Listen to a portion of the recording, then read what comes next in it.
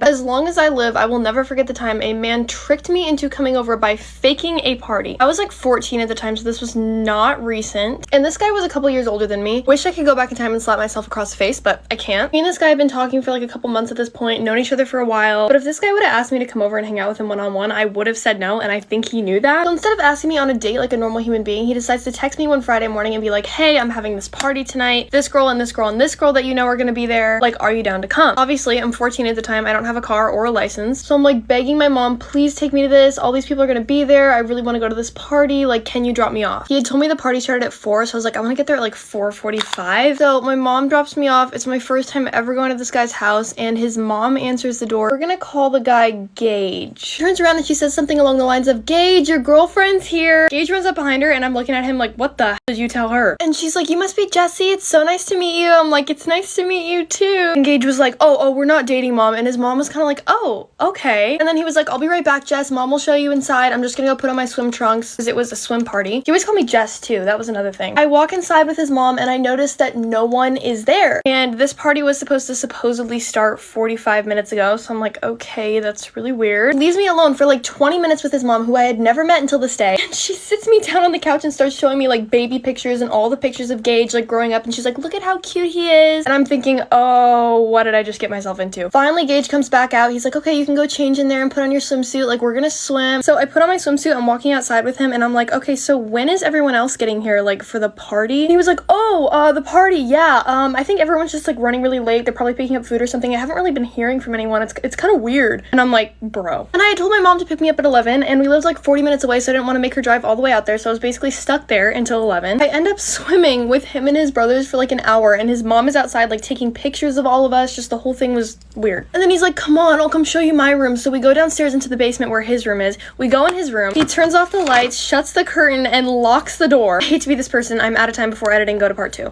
This guy fakes a party to get me to come over to his house, locks me in his room with him, turns out all the lights. Keep in mind, I'm 14. This guy's a couple years older than me, and I did not sign up for this. I signed up for a party with people I know that were supposed to be there. And then he's like, so...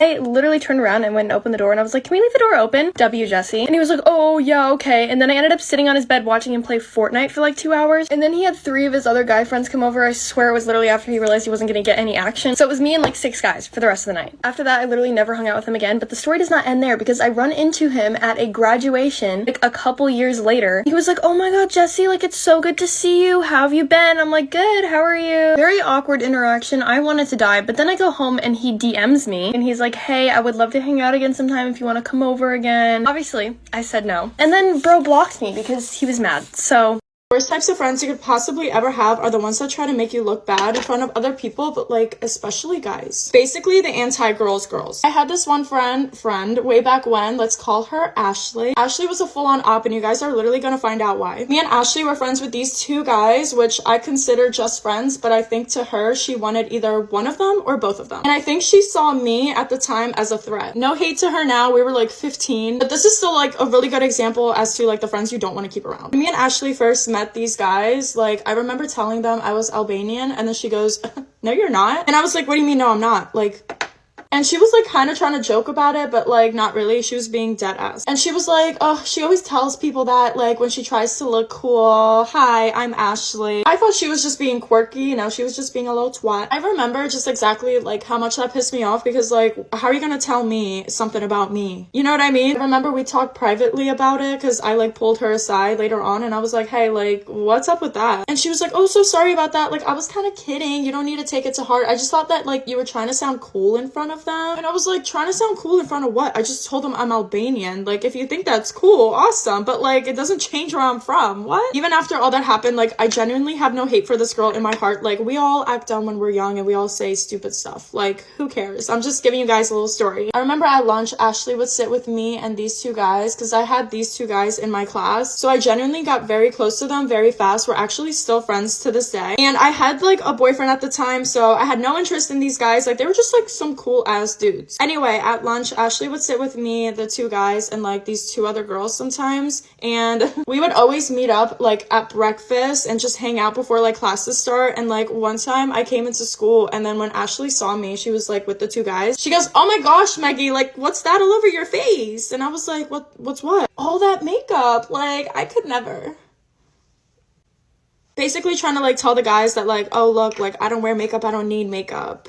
That wasn't even the worst part. She was like, how long does that take you? I literally had on like mascara, blush, lip gloss, and like maybe some concealer. And I was just like, 10 minutes, dude. She was obviously trying to make like a very backhanded comment towards me. And like no one was laughing. And then she just tried to like laugh it off even more. Like we all know someone who's like that. Truthfully, that's when I started to like distance myself a little. Remember, like me and Ashley were never best friends. She was just like a friend I had for like a couple months. Ignore my undone hair. Like she's going up in a bun today. Unfortunately, that's not even like the worst of the worst. So remember I told you guys that I was like dating someone at the time. We weren't like official, but like we were pretty official. Of course, little Ashley, she had to intervene somehow. Well, first and foremost, I remember telling her like when she first met him, she was like, wait, that's him? And I was like, yeah, dude, like what's the problem? She goes, oh, nothing. I just didn't think, like, you guys together? What the hell does that mean? To not keep you guys wondering, yes, Ashley wanted a piece of his pie. Literally. So Ashley would get, like, super weird every time that he would come around. And, like, you guys know those, like, skits of, like, the girls that want your boyfriend? Like, that was quite literally her. Every time he would come around, she would always, like, push up her bra, fix her hair, like, all that stuff, which I didn't think of it much at the time because like, you know, I guess we all fix ourselves when anyone comes near, but like it wasn't like that. It was to an extreme. When I finally decided to cut her off like for good, it was when she tripped and literally like fell on my boyfriend. I'm not talking about just like, oops, like sorry. She was like, oh, I'm sorry, like in the movies. I was just like, girl, you gotta go. Oh, and I forgot to tell you guys, so in high school, I used to always, like, wear my hair in 2 braids and, like, a little headband, and, like, she showed up at lunch one time, like, to school one day with the same hairstyle, and she was like, and she told the 2 boys, she was like, who wore it better? Anyway, I think it's safe to say that Ashley did not have a successful day unless she made me look bad somehow. Steer clear of those types of friends. I promise you it doesn't end well. Love you guys. Bye.